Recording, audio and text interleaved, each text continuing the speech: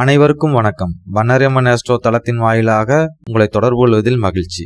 இந்த பதிவில் மீன ராசி மீன லக்னக்காரர்களுக்கான மே மாத பலன்களை பார்க்கலாங்க. மீன ராசியை பொறுத்த வரைக்கும் மே முதல் பாதி மாசத்தை விட இரண்டாவது பாதி மாசம் கொஞ்சம் பெட்டராகவே இருக்குங்க.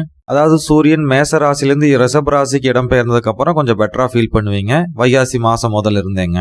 இந்த மாசம் முழுவதுமே ராகுவும் செவ்வாயும் மீனராசியிலேயே சஞ்சரிக்க போறாருங்க. முதல் 10 நாள் மட்டும் புதனும் கூடவே இருப்பாருங்க. 7வது ஸ்தானத்துல கேது பகவான் சஞ்சரிக்க போறாருங்க. முதல் 13 நாள் சூரிய பகவான் 2வது ஸ்தானத்துல சஞ்சரிக்க போறாருங்க. கூடவே சுக்கிர பகவானும் இருக்காருங்க. இந்த மாசத்தை பொறுத்த வரைக்கும் நல்ல பலன்கள் என்னன்னு பார்த்தா, மே 13ஆம் தேதிக்கு அப்புறம் சூரிய பகவான் மேசராசிலிருந்து ரிஷபராசிக்கு போனதுக்கு அப்புறம் நிறைய நன்மைகள் நடக்கிறதுக்கு வாய்ப்பு இருக்குங்க. 6ஆம் அதிபதி 3வது ஸ்தானத்துல மறைகிறது நிறைய நற்பலன்களை மீனராசிக்கு கொடுப்பாருங்க. புதிய முயற்சிகள்லாம் வெற்றி பெறுங்க. காம்படிட்டிவ் எக்ஸாம் எழுதுறவங்கலாம் இதில் தேர்ச்சி பெறக்கான வாய்ப்புகள் மிக அதிகமாக இருக்குங்க. எந்த போட்டியும் சமாளித்து வெற்றி பெறக்கூடிய ஆற்றலும் தன்னம்பிக்கையும் 3வது வாரத்திலிருந்து மீனராசிக்கு கிடைக்குங்க. நீங்கள் உயரதிகாரோ கடுமையான வார்த்தைகள் பேசினா கூட அவரும் கூட அனுசரித்து போகக்கூடிய நிலைமை கூட இந்த மாதத்தில் ஏற்படுங்க. தொழிலில் வியாபாரத்தில் இருக்கிறவங்களுக்கு ஓரளவுக்கு லாபமும் வருங்க. உத்தியோகத்துக்கு போகிறவங்களுக்கு ஒரு சம்பள உயர்வு கிடைக்கிறதுக்கான வாய்ப்புகள் இருக்குங்க. மீன ராசியிலேயே ராகு செவ்வாய் சேர்க்கை ரொம்ப கடுமையாக இருக்குங்க. இதனால் நிறைய மன உளைச்சல்கள் ஏற்படுங்க. மனைவி கூட அடிக்கடி வாக்குவாதம் வருங்க. அவங்க பிரிஞ்சு போகக்கூடிய தன்மை கூட ஏற்படுங்க. அது மே மாதம் முதல் 10 நாள் ரொம்பவே கவனமாக இருக்கணுங்க. பேசினாலே சண்டை வரக்கூடிய சூழ்நிலை ஏற்படுங்க. ஏன்னா உன்னாலே நிதானமாக பேசுறதுக்கான சூழ்நிலை இல்லைங்க. சூரிய பகவான் 2வது ஸ்தானத்தில் இருக்கிறனால நீங்கள் உக்கிரமாக பேச வேண்டிய தன்மையில் இருப்பீங்க. அதனால் எவ்வளோ பிரச்சனை வந்தாலும் சாமி மேலே பாரத்தை போட்டுட்டு சிரிச்சுட்டே கடந்து போகிறதாங்க ஒரே வழி. அப்போ தாங்க குடும்பத்தை காப்பாற்ற முடியுங்க. எல்லா கிரக அமைப்புமே உங்களுக்கு எதிராக இருக்குங்க. 7வது ஸ்தானத்தில் கேது பகவான் இருந்து களத்திர ஸ்தானத்தை கெடுக்கிறாருங்க. களத்திர ஸ்தானாதிபதியான புதன் பகவான் மீன ராசியிலேயே நீசமாக இருக்காருங்க. குடும்ப ஸ்தானாதிபதியான செவ்வாய் பகவான் ராகுவோட சேர்ந்து கடுமையாக பாதிப்புக்குள்ளாகி இருக்காருங்க. களத்திர ஸ்தானமான 7வது ஸ்தானத்துக்கு குருபார்வை இருக்கிறது தாங்க மிகப்பெரிய ஆறுதலே. அதனால் முதல் 10 நாள் எவ்வளோ கடுமையான சோதனை குடும்பத்தில் வந்தாலும் கொஞ்சம் பொறுமையாகவும் நிதானமாகவும் கடந்து போகணுங்க. அதுக்கப்புறம் நிலைமை ஓரளவுக்கு சீராயிருங்க.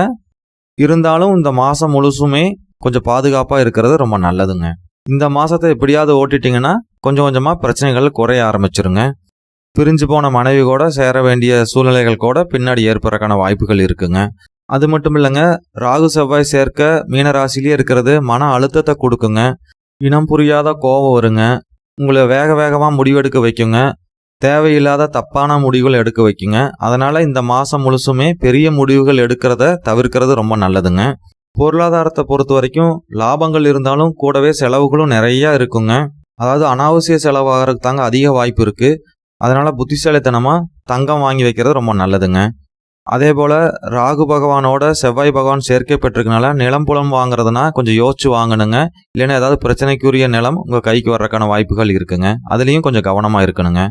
மே 13ஆம் தேதிக்கு மேலே வீட்டுக்கு தேவையான பொருட்கள் வாங்குறதுக்கான வாய்ப்புகள் இருக்குங்க. அதாவது வீட்டுக்கு தேவையான அத்தியாவசிய பொருளாக இருக்கலாங்க. இல்லைனா வீடு பெயிண்ட் பண்ணுறது, வெள்ளி பொருட்கள் வாங்குறது, தங்கம் வாங்குறது, இது போன்ற நிறையா செலவுகள் மே 13ஆம் தேதிக்கு மேலே பண்ணலாங்க. சனி பகவான் 12வது ஸ்தானத்தில் சஞ்சரிக்கிறாருங்க. இது மீனராசியை பொறுத்த வரைக்கும் 7.5 சனி பீரியடுங்க. அதுலேயும் இது விரய சனியாக வருதுங்க.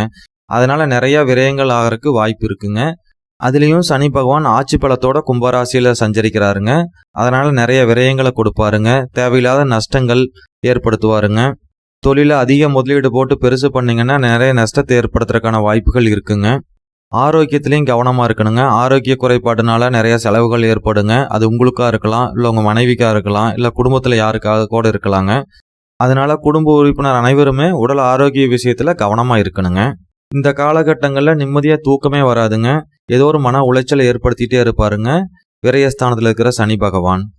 கூடவே இப்போ செவ்வாயும் ராகுவும் ஜென்மத்திலே இருக்கிறனால மேலும் மன உளைச்சலை கொடுப்பாருங்க. அதனால் இந்த மாதத்தில் நீங்கள் அடிக்கடி கோயிலுக்கு போயிட்டு வர்றது ரொம்ப நல்லதுங்க. குரு பகவான் 3வது ஸ்தானத்துக்கு போகிறதுனால முயற்சிகள்லாம் பலிதமாகுங்க. கலைத்துறையில் இருக்கிறவங்க, நாட்டியத்துறையில் இருக்கிறவங்களுக்குலாம் இது சிறப்பான காலங்க. நல்ல புகழ் பேர் கிடைக்கிறதுக்கான வாய்ப்புகள் இருக்குங்க. கலைத்துறையில் இருக்கிறவங்க 4 பேர்த்துக்கு தெரிகிற அளவுக்கு புகழ் பெறக்கூடிய சூழ்நிலைகள் ஏற்படுங்க. ஆனாலும் குரு பகவான் 3வது ஸ்தானத்தில் சஞ்சரிக்கிறதுனால பண விஷயத்தில் ரொம்ப கவனமாக இருக்கணுங்க. யாரை நம்பி கடன் கொடுக்கறத தவிர்க்கணுங்க. தொழிலையும் யாரை நம்பியும் அதிக கடன் கொடுக்காதீங்க. நம்மளும் அதிக வட்டிக்கு கடன் வாங்காத தவிர்க்கிறது ரொம்ப நல்லதுங்க. இந்த சமயத்தில் பெரிய டிரான்சாக்ஷன் எதுவுமே பண்ணக்கூடாதுங்க. அது விற்கிறதாகட்டும் வாங்குறதாகட்டும் பெரிய பணத்தோட விளையாடவே கூடாதுங்க. பணம் உங்கள் கைவிட்டு போயிடுச்சுன்னா திரும்பி வரக்கு பல வருடங்கள் கூட ஆகலாங்க. மே 10ஆம் தேதிக்கு மேலே புதன் சுக்கிரன் சேர்க்கை 2வது ஸ்தானத்தில் இருக்கிறனால புத்திசாலித்தனமாக பேசி பிரச்சனையிலேருந்து உங்களை காப்பாற்றுறதுக்கான வழி உங்களுக்கு கிடைக்குங்க. தாயார் வழியிலையும் இந்த காலகட்டங்களில் உங்களுக்கு ஆதாயம் கிடைக்கிறதுக்கு வாய்ப்புகள் இருக்குங்க. மீண்டும் நல்லதொரு பதிவில் சந்திக்கலாங்க. நன்றி.